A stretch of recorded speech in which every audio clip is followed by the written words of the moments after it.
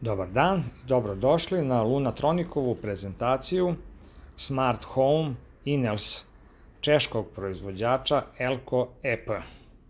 Ovdje imamo prezentacijonu aplikaciju na kojoj je živi snimak kamere.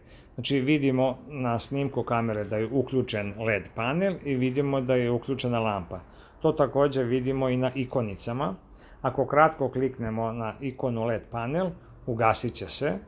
Ako dugo zadržimo prst, onda možemo da podešavamo jačinu svetla srazmjerno našim potrebama. Također isto i za lampu. Kratak pritisak isključuje lampu, dugačak pritisak nam otvara dodatni ekran gde možemo da podešavamo jačinu svetla.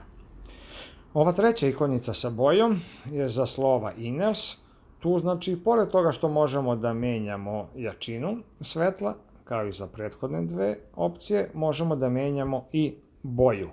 Tako da je vrlo jednostavno, sa strane kad kliknemo dobijemo drugu boju.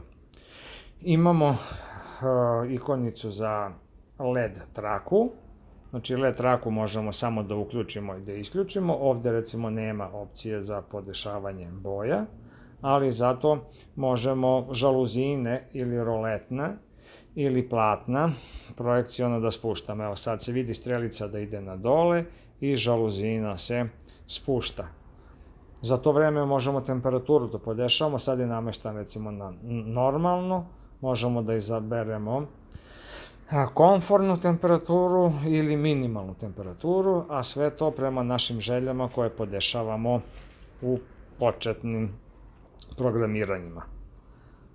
Žaluzinu možemo i da zaustavimo, pa možemo samo malo da je promenimo, količinu svetla, tako da bude spuštena, a da regulišemo nivo svetla koji dobijamo u prostoriji. Tako da sve je vrlo jednostavno, sve može da bude i žičano ili bežično za objekte koji se već koriste.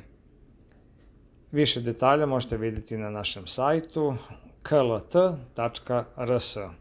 Hvala.